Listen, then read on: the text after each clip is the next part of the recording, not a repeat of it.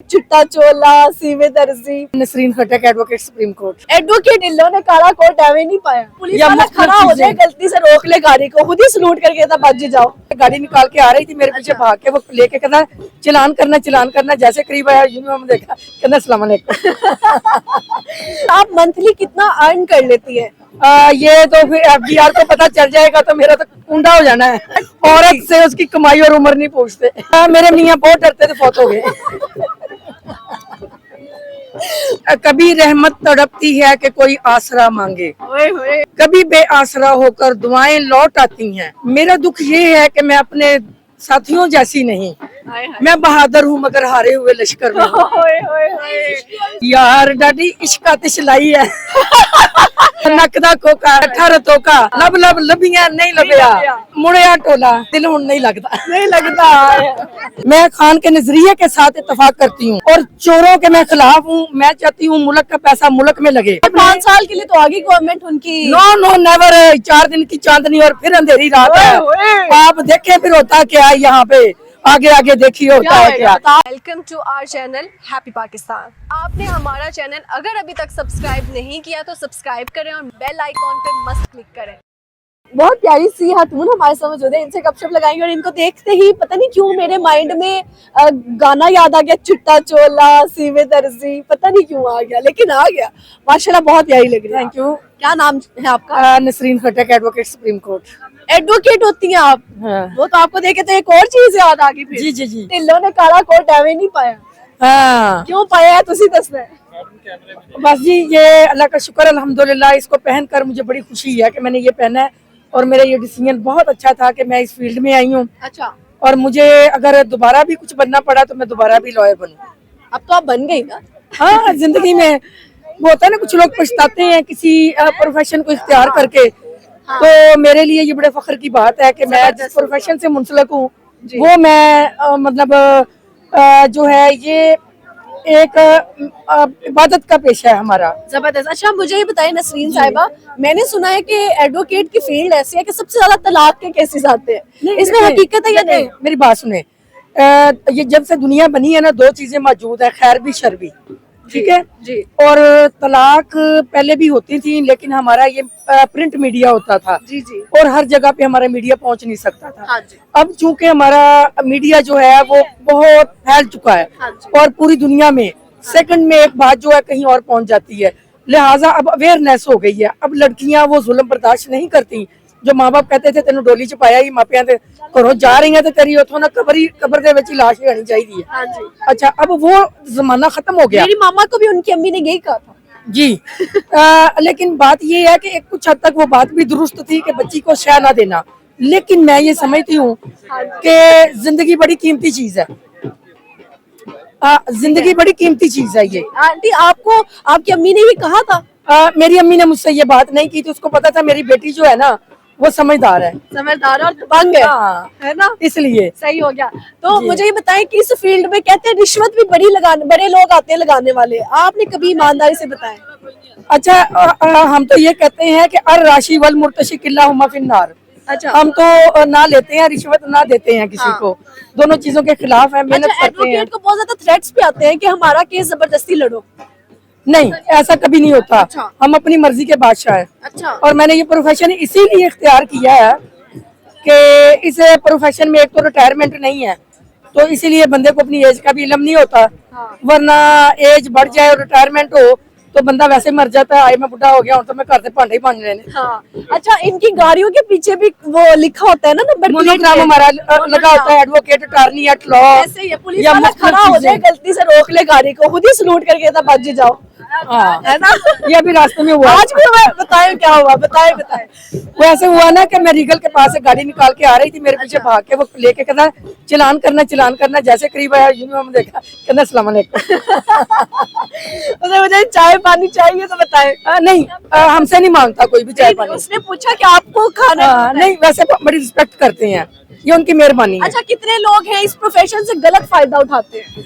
वो लोग जो जैसे नीम हकीम खतरा जान, वो लोग जो लॉयर नहीं होते, लॉयर का लिबास पहन के और वो ब्रोकर होते हैं, वो घूम फिर रहे होते हैं, वो खतरनाक होते हैं। अच्छा, सही हो गया। अच्छा, आप मंथली कितना अर्न कर लेती है? ये तो फिर FBR को पता चल जाएगा तो मेरा तो कुंडा हो जाना है। औरत से उसकी कमाई और उम्र नहीं पूछते। मैं दूसरा सवाल उम्र पूछने लगी। अच्छा चलिए ये बता दिया, हाँ। लड़की को किस एज में जाके आंटी कहना चाहिए? लड़की को जब वो माँ बन जाए तो आंटी कहना शुरू कर दे। ना करे, आजकल छोटी छोटी बच्चियां माए कोई बात नहीं है, जब एक बच्चे की माँ वो सबकी माँ है। सबकी माँ है। मुझे तमाम मेरे जितने लॉयर्स हैं ना बच्चे माँ जी कह के पुकारते हैं और मैं खुश होती हूँ अल्हम्दुलिल्लाह। ये इज्जत का लफ्ज है और ये किसी किसी को नसीब होता है। अच्छा, हर एक की शादी होती है, हर एक लड़की अपना घर बसाती है। आपके मियाँ आपसे डरते हैं कि नहीं? मेरे मियाँ बहुत डरते थे, फौत हो गए। वो इतना डरे, वो इतना डरे बेचारे अल्लाह को प्यारे। He was also an advocate and he was loving person और मेरी रिस्पेक्ट करते थे, मैं उनकी रिस्पेक्ट करती थी। मैं ये बल्कि कहूंगी बच्चियों की माओ को कि जब आप अपनी बच्ची की शादी करें उसका पीछा ना करें और उसके घरेलू मामलात में दखल अंदाजियां ना करें। ये मुझे लगता उनको है आबाद रखें। मैका ही जो है ना ये खराब करता है अपनी बेटी को, दे दे के शीख जी। कि भाई हाँ, नहीं ये- जी वो तो ये हो गया, वो हो बहुत सी गया, वजूहत, बहुत से घर टूटने की वजूहत जिसमें बहनोई का दखल, बहन का दखल, मतलब इस किस्म की, और माँ का। और बच्ची को ये समझा दे कि अपने घर की बात मेरे साथ नहीं करनी और हर वक्त पैकेज पे फोन पे नहीं लगे रहना। की पकाया तो केड़े रंग के कपड़े ने दर्जी को गई सी, की रंगाया, की बोटा लाया, किनारी लाई, की किता, बच्चे कितने गए ने, हुण तू की खान रही है, की कट रही है, तेरी सस की कर दी, ननान की कर दी। बिल्कुल नहीं, ये बातें बेटी के साथ करनी नहीं चाहिए कभी भी। कोई अगर ऐसी इंतहाई मुसीबत आ जाए, माँ बाप को फोन करो, बात करो, और ये नहीं कि पैकेज आ गए हैं तो अब आप उसका नजायज फायदा उठाएं और घर को बर्बाद करें। ठीक है। वो आपके रिश्तेदार कह रहे हैं इनसे शेर सुने, तो जी, सुना जी। ही दे हमें अच्छा सा शेर। ये अच्छा, आप मैं एक शेर आपको सुनाती हूँ। जी जी। कभी रहमत तड़पती है कि कोई आसरा मांगे, ओए होए। कभी रहमत तड़पती है कि कोई आसरा मांगे, कभी बेआसरा होकर दुआएं लौट आती हैं। अच्छा, मेरा दुख ये है कि मैं अपने साथियों जैसी नहीं, हाय हाय। मैं बहादुर हूँ मगर हारे हुए लश्कर में हूँ। ओए होए होए, क्या बात है। और ए खुदा, हाँ। ए खुदा, अब तेरी फिरदौस पे हक मेरा है। ए खुदा, अब तेरी फिरदौस पे हक मेरा है, तूने इस दौर के दोजख में जलाया है मुझे। ओए ओए ओए भाई, बहुत मजे के शेर है। हाँ अब जी। एक इश्क वाला कोई कह रहे हैं कि माशूकी वाला शेर सुना। यार डाडी इश्क आतिश लाई है।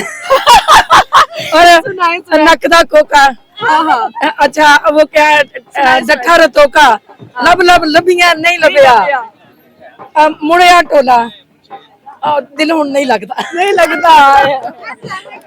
वालेकुम अस्सलाम। हमें आपका इंटरव्यू बहुत अच्छा लगता है, आप हमारी फैन है। अच्छा, मैं आपकी फैन हूँ। हाँ, जब आप मैं इनकी फैन हूँ, मुझे आज पता चला।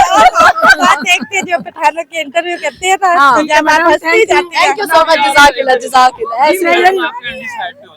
हाँ जब ठीक है। आप हंसती जाती है तो तब हमें बड़ा अच्छा लगता है। यूं मैं जब रोऊंगी तो फिर भी अच्छी लगूंगी। नहीं, आपको अल्लाह खुश रखे, अच्छी अच्छी बातें करते हैं, अच्छे इंटरव्यू करते हैं। जी जी।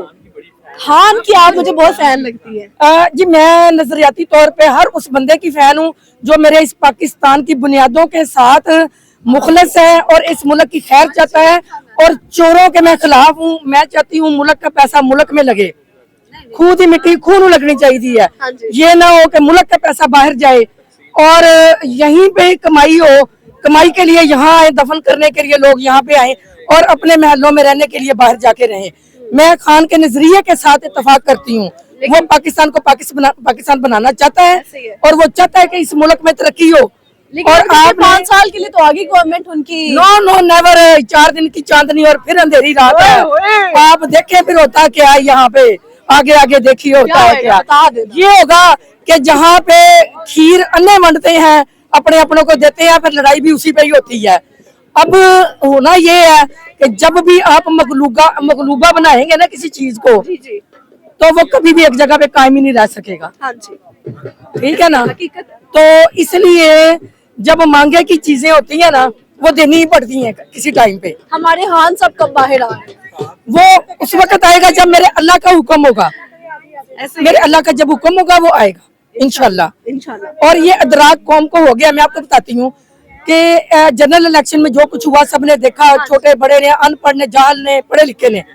उसी का नतीजा ये हुआ कि हमारे हाई कोर्ट में इलेक्शन हुआ तो सारा वोट ही पीटीआई को गया हाँ जी, ऐसे ही है। और हमारा सदर बन गया। हाँ हाँ। ऐसे ही है। ठीक है, गाड़ी खड़ी है आपकी एडवोकेट टिल्लो साहब। अल्लाह हाफिज।